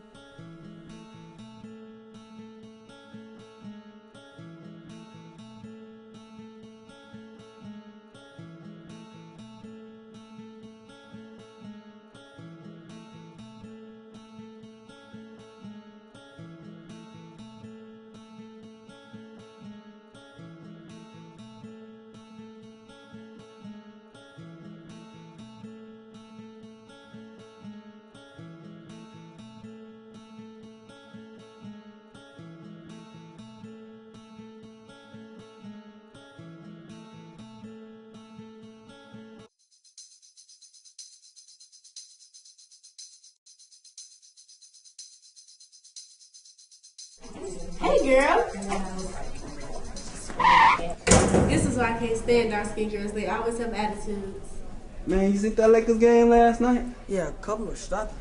I think I see my buddy Ryan over there. Kiwante, what's up, man? What's up, Ryan? You see that game last night? Yeah. Man, those Lakers. Hey, we'll talk, all right? Man, you cool for a white guy. Why you just can't be a cool guy?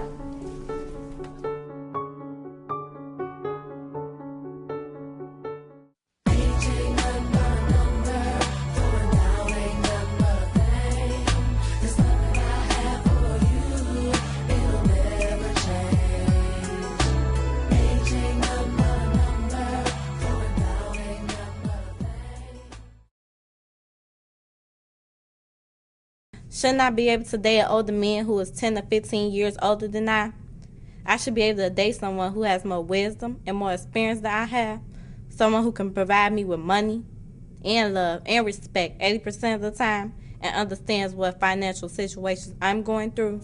Don't I need someone older, right?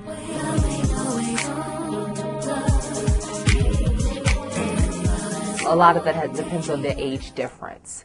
When I was in school, it was okay and appropriate for you to date an older guy if he was still in high school, or maybe a year or two older than you if you were like a senior in high school. I think because when a girl is 17 or under, they're legally considered minors. I do not believe that it's appropriate for a younger girl to date older men, pretty much because in her reasons for doing it, the security, the financial needs, just because she feels as if they're more mature, I don't think that those are appropriate reasons, because you can get that from your mom or your grandmother or someone in your family. It doesn't have to be an older man.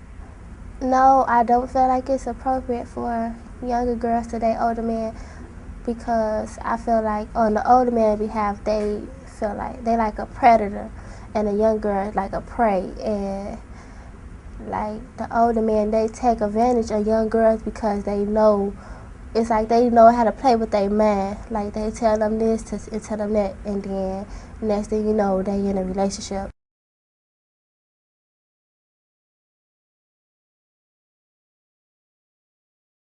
I've known plenty of high school students that have dated older men. Yeah, I know this girl from my old school, and that's all she dated was older men. Like, I never known for her to have a boyfriend who was in her age range. It's basically like, she's young. She's only 18, but he's like 26 or 27.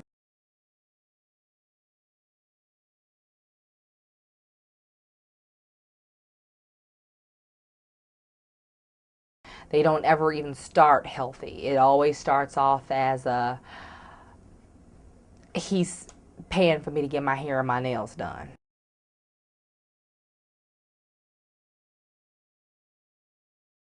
The relationship was abusive, and I guess she felt as if it was okay to be in that type of relationship.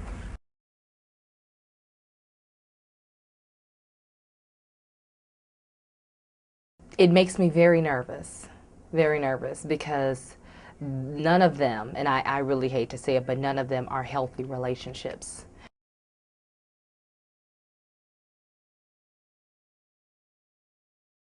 If you like 16 and you dating a man who like 25 or older or something like that, you really can't be in a stable relationship, because if he dated, you think that he being faithful to you, and I'm like, he a grown man, he go out and he do stuff, so that is like can emotionally stress you out. There are many high school girls that don't have their fathers in their life, and that affects them with how they choose to date people and look at the older male.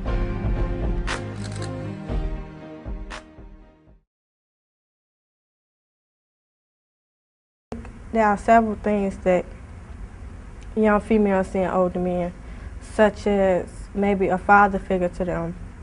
When we're talking about young girls dating older men, not having a relationship with their father plays a large role in why young girls are dating older men. I think the main reason why younger girls date older men is because they want to feel secure. They may not have a father figure in their life, so they want someone to be there to support them and love them.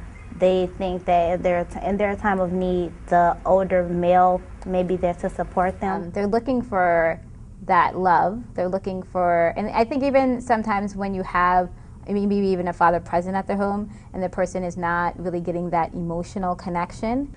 They're looking for someone to take care of them, someone like more of a father figure. So high school girls go out and find someone who's older, who can give them all the money that they need and want. If you want to feel rich, just count the things you have that money can't buy. That's what girls need to know about life. That they can get more out of an older man. The older man will buy them things, give them things, treats them better. I think the first thing she might see is money. I have an older man, he can buy me this, he can buy me that. he could cop me this Pelly or these mics, you know, like that. Younger females tend to date older men because they tend to have things to give to them, such as money, because most older men do have a job or they're selling drugs or something to help provide for that younger girl. They don't have to worry about commitment with a younger girl. A lot of younger girls only see dating an older man for, like I said earlier, just money and things like that. So the older gentleman is like, well, if I give her some money, she'll be fine. Playboy Mansion. Come on in. My life has changed drastically. Who is this beautiful? Edward Lewis. Ah, yes, sir. You see this young lady over there? Yes. Do you have anything in this shop? As a young adult myself, the media has a huge effect on me.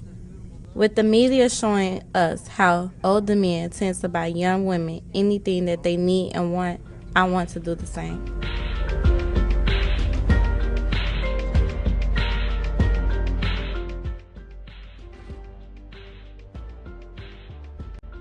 Young girls' hearts are so delicate. Well, girls' hearts, period, are so delicate. So it can always, they think that they're players, but they're not players. They're not players, especially when you have this older man giving you things and you think it's what you really need, but it's not. I do believe that young girls need to find more positive role models. I think young girls also need to find confidence within themselves. It's a hard thing to be able to look in the mirror and like what you see. And that's one thing, it's a huge struggle for young ladies, which is why we always tend to either hate on the other girl or look outside of ourselves for love, which is how we end up dating these older men.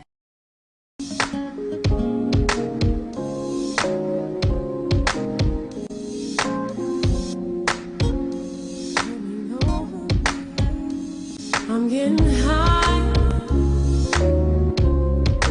closer to my dream. I'm getting higher and higher, feel it in my sleep. Sometimes it feels like I'll never go past you. Sometimes it feels like it's forever, forever.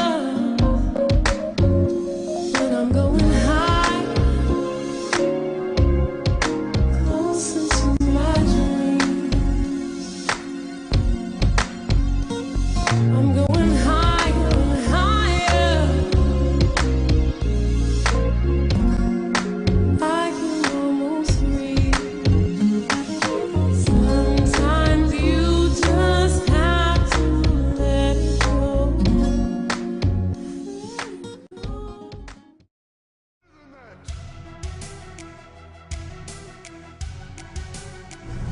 Where do you get your inspiration from? How do you plan to give back and change the world positively? Why does your voice matter? Why does your voice matter? Why does your voice matter? Time waits for no one. What would you like your legacy to be? What would you like your legacy to be?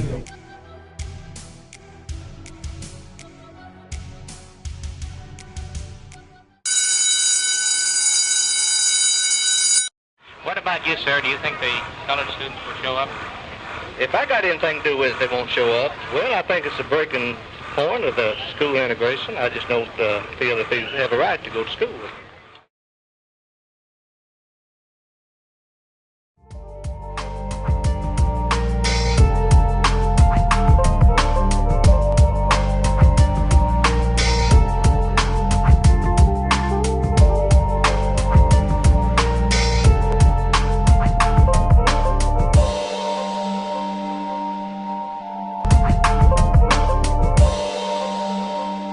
We shouldn't understand racism solely as these individual acts of bigotry, because it takes away from how racism operates systemically. Are the 911 tapes giving us a horrifying insight into the exact moment when this teenage boy who was carrying nothing but soda and Skittles. So if we look at the recent Trayvon Martin case, it's not so much that George Zimmerman ran up to Trayvon Martin and shot him twice in the chest. The more important piece is that a system actually looked at the legal structure and said, we can't even arrest this person based on the particular legislation of the state, and giving Zimmerman the benefit of the doubt that he acted in self-defense, despite someone being unarmed and actually just having a bottle of tea and some Skittles, right? So again, I think that, so we can locate that, if we look at that in two ways, we can locate that in an act as an individual act, but I want us to pay attention to how the system responded to that individual act so we can have a deeper understanding of racism.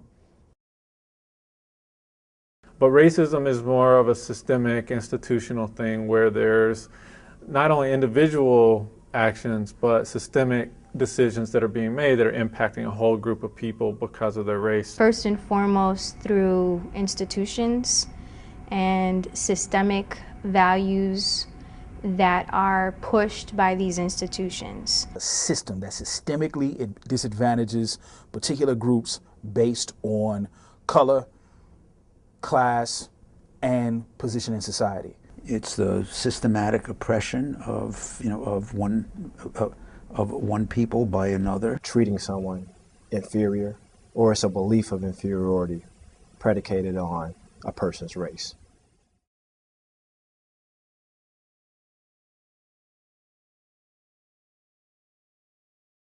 Racism is taught in schools because it's still taught in society.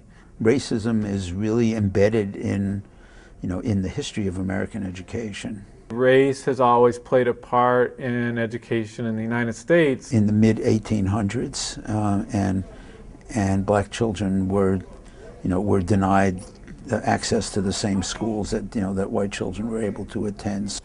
Schools have always been sorting machines, and what I mean by sorting machines is it's always separated particular groups, whether it be by race, class, gender, but certain groups to rule and other groups to obey.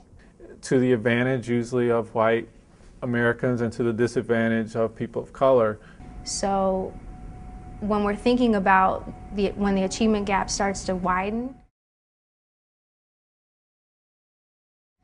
what you're talking about is not necessarily the potential being limited. You're talking about the opportunities or the access to opportunities being limited. I think it's important when we talk about racism to not think about it just as the act of an individual, but to think about how it operates in systems. If we're saying we're going to provide an equal education and an equal opportunity to all kids, which we still say, but we don't do it. And we don't really believe that we're doing it. It's a lot of it is lip service. We say these things because they sound good. I mean, it goes along with the whole American ideal, fairness and equality.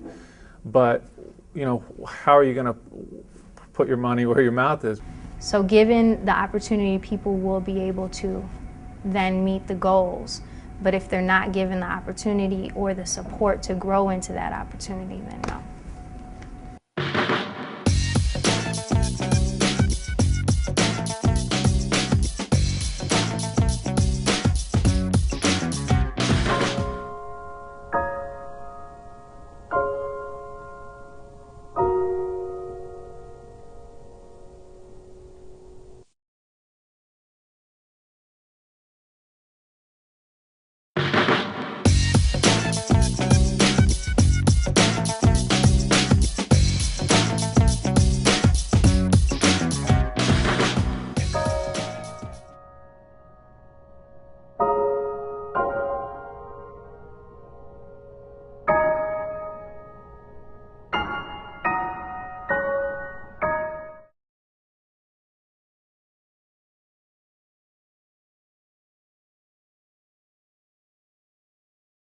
I think white privilege is part of America, but I think it goes beyond America too. It's obvious that white privilege is a critical part of of the American education system. The U.S. educational system will justify it, and what I mean by that is if you have a larger system that systemically disadvantages particular groups based on what they look like and where they live and who they are, then a school will be reflective of that. When you think about schools that have populations of African Americans and Latinos as the predominant population, and you compare it against schools that have a predominantly white population, there's a stark contrast in resources, there's a stark contrast in expectations, in quality of instruction, as well as support from outside entities. White privilege in a lot of ways is invisible.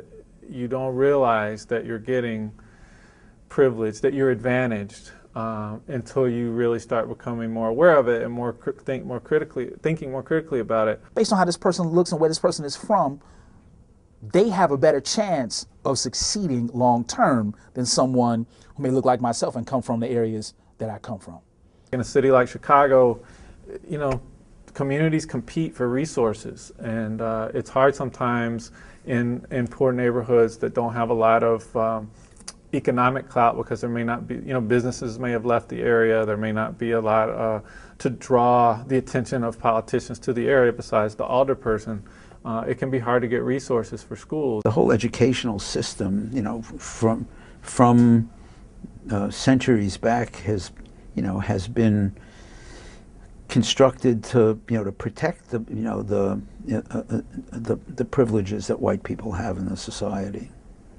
So it's definitely a part of, you know, of the education system. The problem with white privilege, I think, is the biggest problem with it is that it's not acknowledged by a lot of white people. And a lot of white people feel like whatever they've gotten is because they've worked hard for it, you know, and if you want to get it too, well, work harder, because I worked hard for mine, you work hard for yours. U.S. educational system. Education. Education is the key to moving beyond racism. I think it's important when we talk about racism to not think about it just as the act of an individual. It's one that we have to keep pushing against. We have no choice.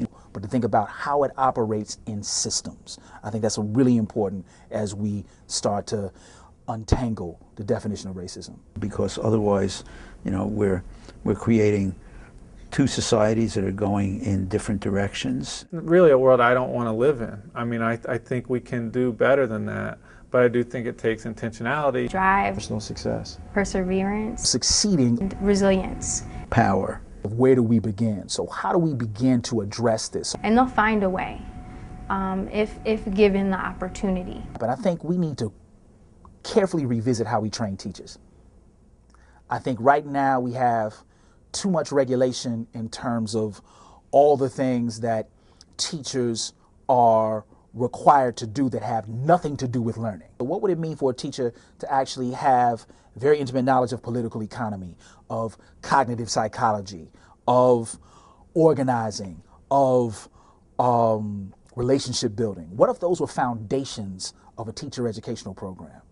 I think we have a lot of work to do as a country, and the disparity piece is just, it's incredibly disheartening, because we lose a lot of potential. I always tell my kids, I said, come on, I need you in school. That cure to cancer can be right there in that brain. You know, I believe it's there. I believe we have potential leaders in all of the kids at my school. I just think it's our role to bring that out.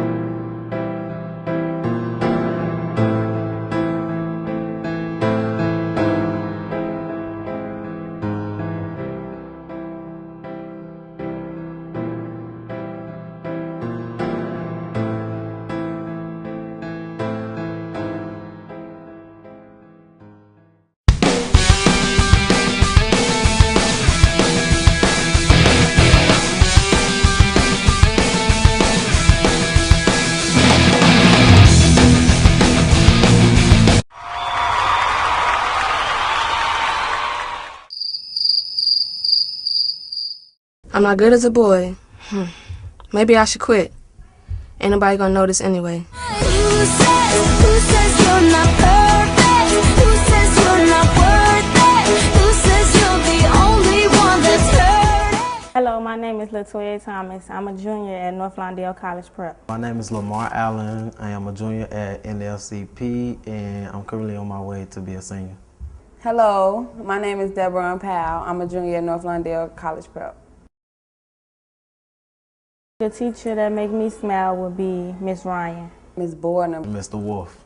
It's just her personality. She just real hip, and then she be singing these rap songs, and she be sounding so white, so it'd be so funny to me. Because she's out of the box. Like, everything she does is unpredictable. He brings smiles to my face when, you know, like just his nerdiness, you know, bringing us comfort makes me smile. When I'm smiling, I feel joy in my heart. A time when I was upset, smiling really took away the negative because it made me forget about all my problems. All I thought about was being happy at that time. When I was mad, smiling would take away the negative feeling because if I'm smiling, I just don't even thinking about what made me mad. It may come back, but then I've been to forget what I was mad about.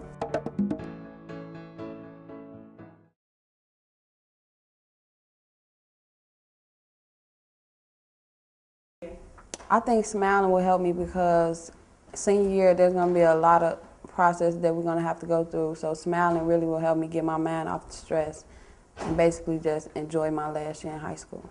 Smiling will help me continue through my senior year by keeping out all the negative peers that I have and just thinking positive thoughts and always keeping a smile on my face. Smiling will help me through senior year just by, you know, forgetting the negative. Senior year will bring a lot of stress. Smiling will help me get over the stress and proceed. When I have problems, I think of my little sister Smile because it's different. She makes me laugh all the time, even when I'm the angriest. My sister Smile would be the most that I think of. And just her coming telling me that she got something new, you know, made her smile. Her smile was like full of life. It was like full of joy. Like nothing can go wrong or break her smile. I would have to say the smile that I think about would be my baby's. His smile is real big and it's like he do a little dance when he smile. And so his cheeks get real big and then his eyes get real little. What is your name?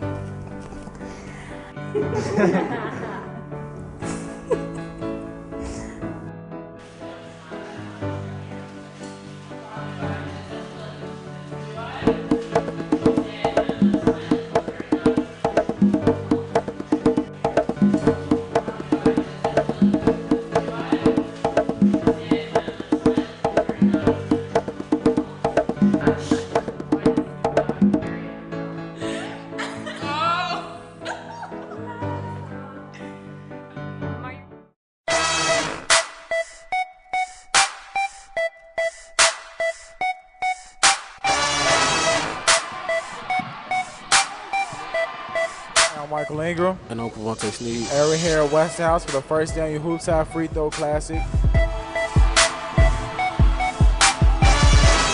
Check us out every Saturday at 8 p.m. on Channel 19 KNTV.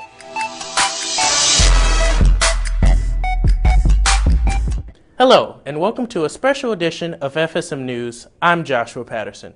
FSM News is a nonprofit organization that empowers youth voice.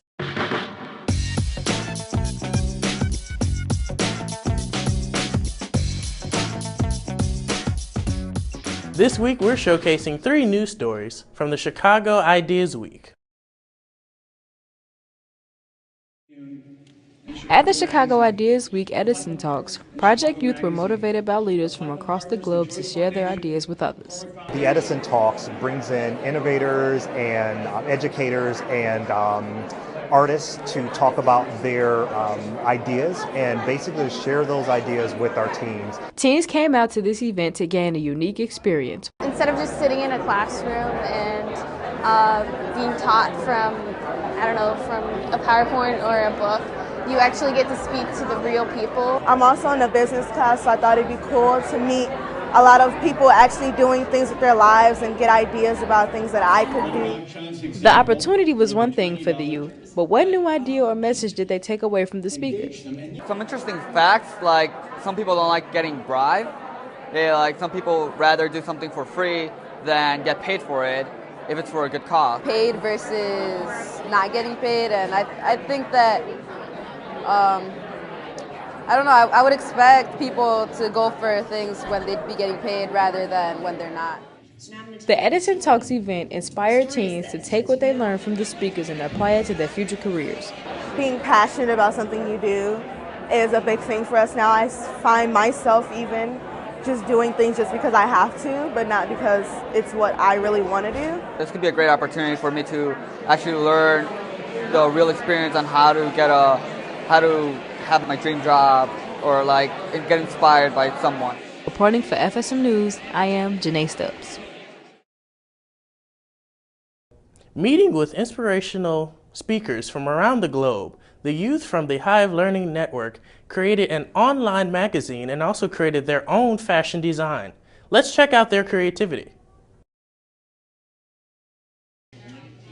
Teams working with Hive and U Media produced a zine, an online magazine about the Edison Talks at Chicago Ideas Week. Collaboration of writing, video, graphic design, and layout.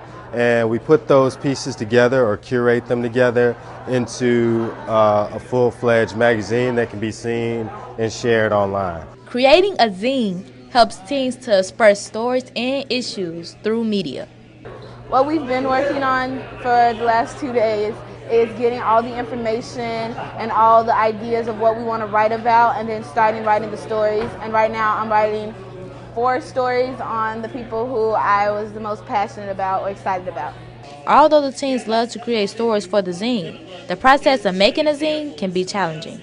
I think the most challenging part is picking through all of the things that people come up with, because a lot of people come up with a lot of great things. So trying to pick the best ones, our favorite pictures, and to get them together and put it to the ones that we think are the best overall. The most challenging part of making the zine is knowing that there are other teenagers who are going to be reading it, and so not just re-saying everything that everybody else said, but adding to it and connecting to the teenagers where they want to read it. Despite the challenges used to make a zine, teens are still happy to partake in the opportunity. I felt it'd be interesting to go to an event and document the way that the people that were there felt about it and the way I felt about it and what we all learned. Reporting for FSM News, I'm Jamie Stubbs.